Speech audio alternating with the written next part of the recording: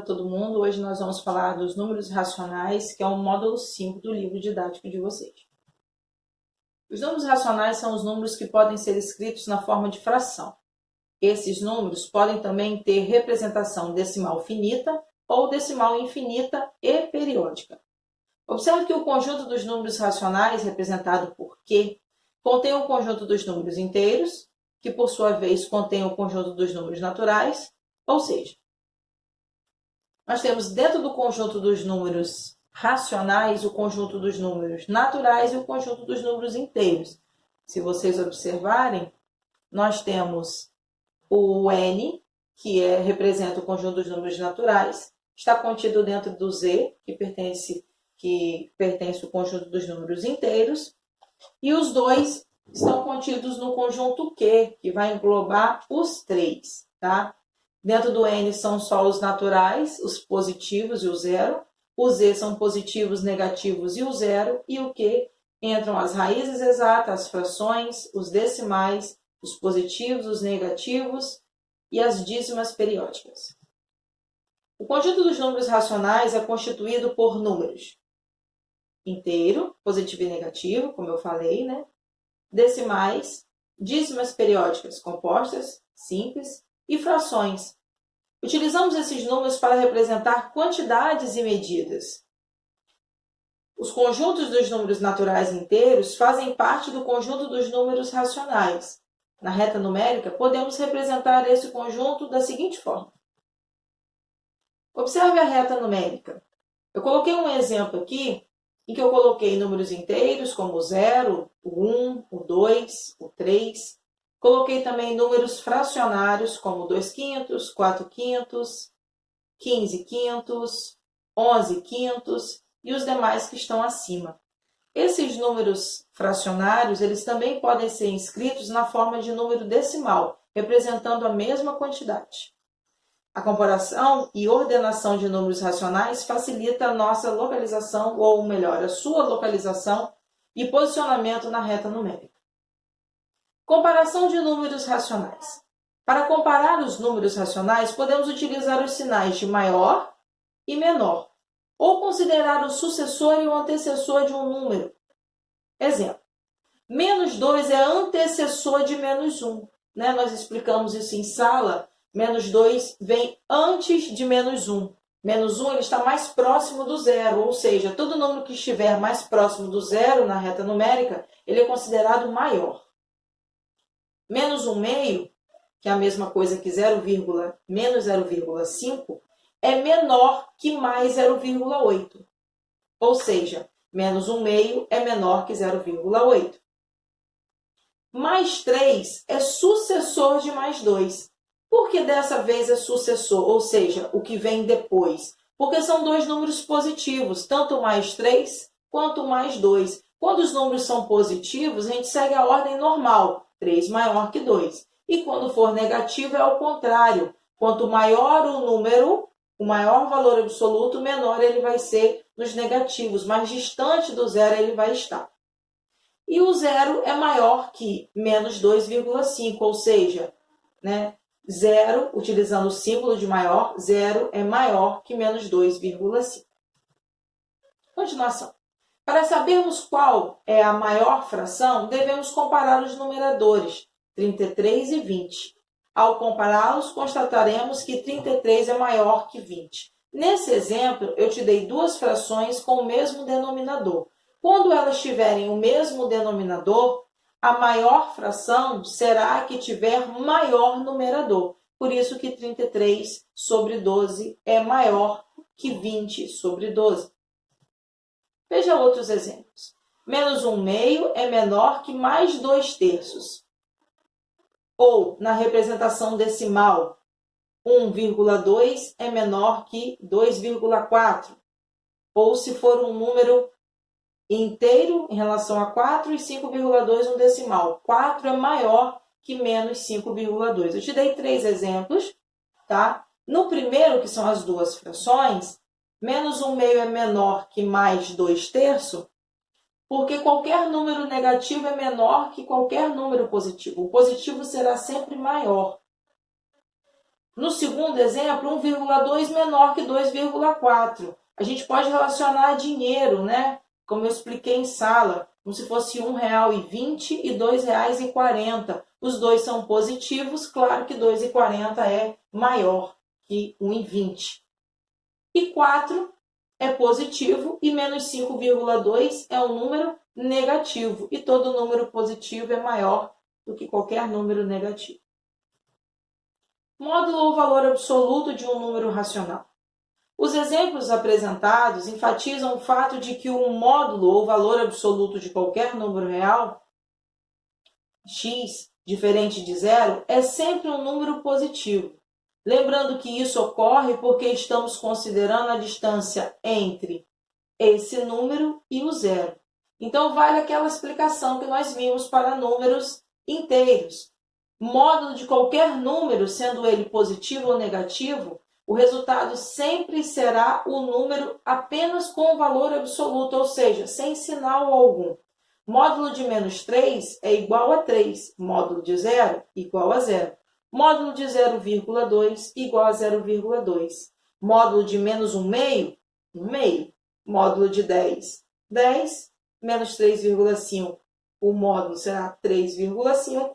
E módulo de 1 quarto é igual a 1 quarto. Então, independente do sinal que vier dentro do módulo, o resultado sempre vai ser o número sem sinal algum, porque nós estamos considerando apenas a distância que esse número tem em relação ao zero. Sendo ele positivo ou negativo, nós estamos contando as unidades, a distância dele até o zero. Oposto ou simétrico. Um número será o oposto ou simétrico de outro número quando for representado em uma reta numérica e possuir a mesma distância da origem. Essa origem aqui que nós estamos falando é o zero, tá? Em relação a outro número. Podemos afirmar que o oposto ou simétrico de mais 7 é o menos 7, porque a distância de mais 7 à origem é igual à distância de menos 7 à origem. Então, o oposto ou simétrico é o número com sinal contrário. Diferentes formas de se representar um número racional, de forma de fração para decimal,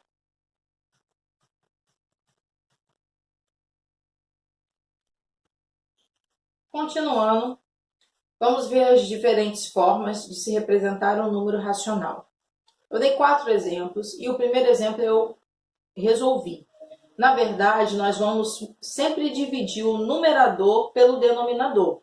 No primeiro exemplo, eu dividi 3 para 4, porque essa fração indica uma divisão. Aquele símbolo de fração ali indica para a gente uma divisão. Então, eu dividi 3 para 4. Como 3 é um número menor que 4, a única forma que eu tenho para continuar a minha conta de divisão é estar adicionando um 0, lá no quociente. E isso vai me dar condições de acrescentar um 0 ao meu 3. Aí eu vou dividir 30 para 4. 30 para 4 dá 7. 7 vezes 4, 28. Para chegar a 30, restam 2. Como 2 também é um número menor que 4, e eu já coloquei 0, lá no quociente, eu posso ir adicionando 0 a esse resto. Então, adicionei mais um 0 ao meu 2, eu fiquei com 20. E 20 dividido por 4 dá igual a 5. 5 vezes 4, 20. Para chegar a 20, nada. Então, 3 quartos é igual a 0,75. Os demais são feitos da mesma forma. A gente vai dividir 17 por 2, 100 por 8 e 12 por 5. E encontraremos esses resultados aí. Lembrando que se a fração for negativa, o resultado em decimal também permanecerá negativo. Temos outras conversões aqui. De decimal para fração. 2,4 é igual a 24 décimos. A gente vai ler o número como se não existisse a vírgula, já fizemos isso em sala. E como eu tenho uma casa decimal após a vírgula, então eu vou ter 10 no meu denominador. Se eu tivesse 2, seria 100. Se eu tivesse 3, seria 1000. E assim por diante. 24 décimos é uma fração que a gente pode simplificar. 24 eu consigo dividir por 2, que dá 12. E 10 eu também consigo dividir por 2, que dá 5. Por isso eu encontrei 12 quintos. 12 quintos já está no formato de fração irredutível, aquela que a gente não consegue mais reduzir. De porcentagem para fração. 30%, porque esse símbolo significa porcento, ou seja, por 100. Então, é a mesma coisa que eu colocar 30 sobre 100, 30 por 100. E 30 por 100, ou 30 centésimos, na forma simplificada, eu posso cancelar aí o zero do 30 e um zero do 100, e eu ficaria com 3 décimos. E 3 décimos é a mesma coisa que 0,3. Se eu dividir 3 para 10, eu encontro 0,3, tá? Ou eu posso também estar pensando no... Continuando, esse 60 sobre 100, na verdade, ele veio, nós tínhamos a fração 6 décimos. Então, eu tinha que fazer com que esse 10, que era o meu denominador, se tornasse 100, para que eu, então, transformasse para porcentagem. Então, na verdade, eu trabalhei com equivalência de fração. Eu pensei em que número eu poderia multiplicar o meu 10 para que eu obtivesse 100, e a mesma coisa eu ia fazer com o meu 6. O mesmo número que eu multiplicasse o meu 10, eu iria multiplicar o meu 6. 10 vezes 10, eu encontrei 100. Então, 6 eu também tive que multiplicar por 10. 6 vezes 10, 60. Por isso que ficou 60 sobre 100. E então 60%. No último exemplo, 1,6 é a mesma coisa que 16 décimos.